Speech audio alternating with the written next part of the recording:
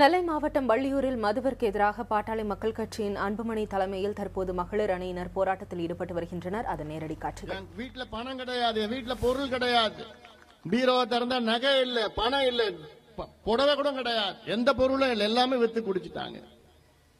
இப்படி ஒரு ஆட்சி, இப்படி ஒரு அரசாங்கம் இந்தியாவில் இல்ல, உலகளவிலே கிடையாது. உலகத்தில் சாராயத்தை நம்பி நடத்துகின்ற ஒரு அரசாங்கம் தமிழ்நாட்டில் தான் இருக்கு. சாராயத்தை நம்பி ஒரு அரசாங்கத்தை நடத்தி கொண்டிருக்கின்றார்கள் தமிழ்நாட்டில். தமிழ்நாட்டில் மொத்தம் வருவாய் கடந்த ஆண்டு 1,05,000 கோடி ரூபாய். அந்த 1,05,000 கோடி ரூபாயில இந்த மதுவால் மற்றும் சாராயத்தினால் வருவாய் எவ்வளவு தெரியுமா? 36,000 கோடி. 3ல் 1 பங்கு. இந்தியாவில் மற்ற மாநிலங்களில் மதுவால் வருகின்ற வருமானம் 3 விழுக்காடு அல்லது 5 விழுக்காடு. ஆனால் தமிழ்நாட்டில் மட்டும் 35 விழுக்காடு வருமானம் சாராயத்தில் வருகின்றது. இந்த வருமானத்தை வைத்துதான் உங்களுக்கு தேவையில்லாத இலவசங்களை கொடுக்கின்றார்கள். என்ன தேவையில்லாத இலவசம்? கிரைண்டர், வெடிச்சு போற கிரைண்டர், ஓடாத இந்த மிக்சி, ஷாக் அடிக்கிற கிரைண்டர், காத்து வராத ஃபேனு, நீங்க படிச்சதெல்லாம் போதும், ஆடு கொடுக்கிற ஆடு மேய்ங்க. இதுதான் தமிழ்நாடு அரசாங்கம். தங்கத்தாலி கொடுக்கறாங்களா அவங்களுக்கு? 2 கிராம் தாலி கொடுக்கறாங்களா கல்யாணத்துக்கு? தாலி இந்த பக்கம் கொடுத்துட்டு இந்த பக்கம் சாராய கடை திறந்துட்டு தாலியை பறிக்கிறாங்க ஜெயலலிதா. நடக்குது. அதனால இதெல்லாம் நீங்கள் தெளிவாக இருங்க. நீங்க தெளிவா இருக்கிறீங்க. இல்லனா இந்த மழையிலயும், இவ்வளவு கொட்டும் மழையிலயும் இவ்வளவு ஆர்வமா வேகமா இந்த கடையை மூடுங்க வருவாங்களா பெண்கள்?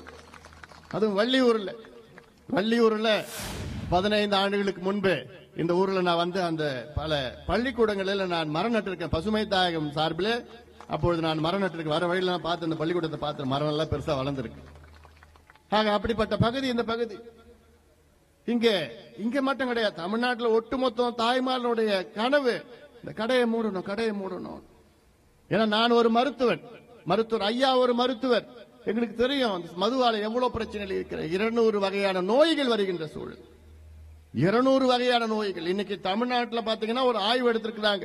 அந்த ஆய்வுல அதிகமா, இந்தியாவிலே அதிகமா அந்த கல்லீரல் இறுக்கம் சொல்லுவாங்க, சிரோசிஸ் சொல்லுவாங்க.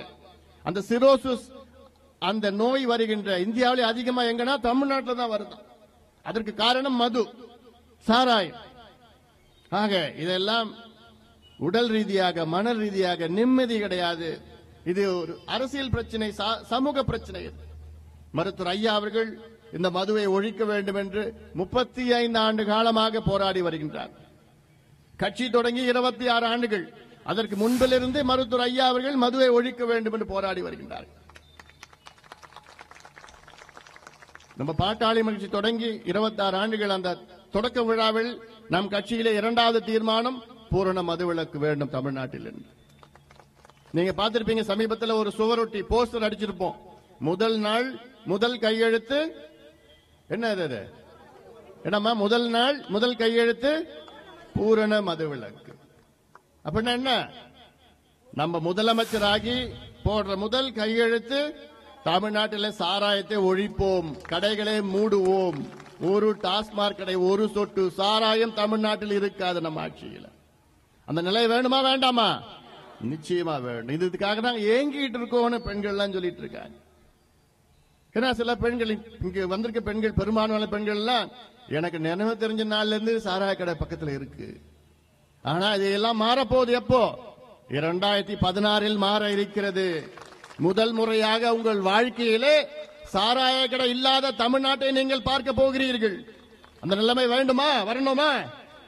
வர வேண்டும். இது யார் கொண்டு வருவா?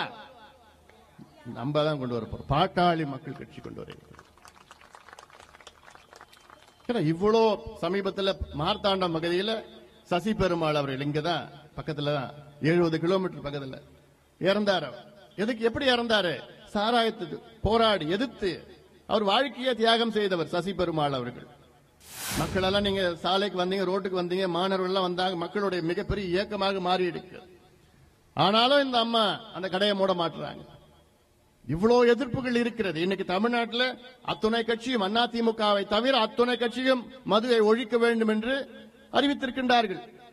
ஆனாலும் நான் என்னை பத்தி கவலைப்படல, நான் மது கடையில நான் மூட மாட்டேன் அப்படின்னு இருக்கின்ற ஒரு முதலமைச்சர் நினைச்சு பாருங்க. அந்த அம்மாவும் ஒரு பெண் தான். உலகத்தில் எந்த ஒரு அம்மாவாவது தன் பிள்ளையை நீங்க குடிங்கன்னு சொல்லுவாங்களா? தமிழ்நாட்டில் ஒரு அம்மா இருக்கிறாங்க. அந்த அம்மா நல்லா குடிங்க, உங்களை பத்தி எனக்கு கவலை இல்லை, எனக்கு வேண்டியது உங்க வருமானம், உங்க பணம், அவ்வளவுதான்.